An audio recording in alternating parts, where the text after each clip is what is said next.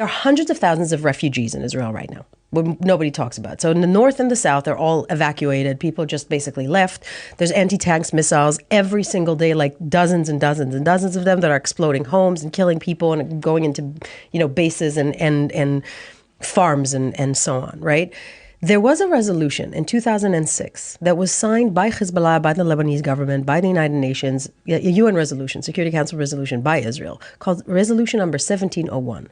That resolution was basically the resolution that told that Hezbollah needs to be disarmed and move north of Israel, about 18 miles north of the Litani River, right? What happened? And then the UNIFIL, UN forces basically to maintain the peace right there between Israel and Lebanon of Hezbollah, which is, again, Hezbollah is Iran, Hamas is Iran, it's all Iran, right?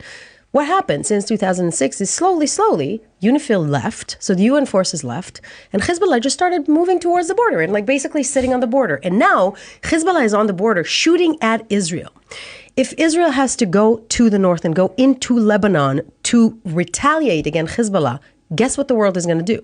The world's going to be up in arms because a resolution that Hezbollah signed, they're not fulfilling a UN resolution, right? So we're in a position right now which the world doesn't even know that there's crap going on in the north every single day. It's evacuated from citizens. It's constantly under attack. And Israel needs to deal with that threat as well, right? Yeah. But we're going to do it, and we have to do it. We're going to have to do this, and I'm asking, if you're not calling for Hezbollah to cease fire right now, then don't call on Israel to cease fire when Israel gets into Lebanon to take care of that. There is zero intent to destroy or eliminate the Palestinian people. What there is a very clear intent in eliminating the terrorist organization that is currently controlling Gaza. That is the only thing that Israel is intending to do, going to do, and needs to do, which actually is a strong contradiction to what Hamas is doing and is intending to do, which is essentially genocide. So what is your key argument here for why this charge makes no sense?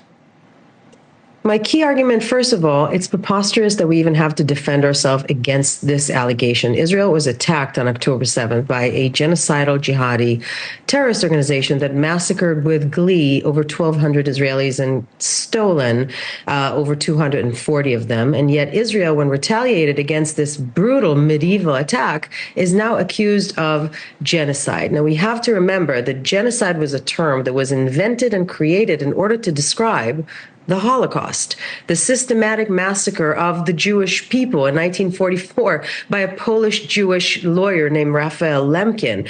And now we have to turn around and explain, again, our right to exist and our right to defend ourselves. Well, first of all, as Hillary Clinton said, there was a ceasefire on October 6th. And what we need to remember is that all of this is happening because there was peace coming to the Middle East. And Iran would not have that. So between the Abraham Accord and Israel and the Gulf states, and between the conversations that was very public between Saudi Arabia, the United States, and Israel, Iran felt like it was being left out. And they basically decided to destabilize the entire region. That started with the Hamas attack, continued with Hezbollah attacking Israel every single day, which is something that is not talked about at all in the news in America, and continuing with the Houthis attacking over 130 American targets in that region. So obviously, they're trying to poke the bear and trying to destabilize the entire region. This all happened because peace was coming to the region. But they did not want that. When you look back at every conflict in the region,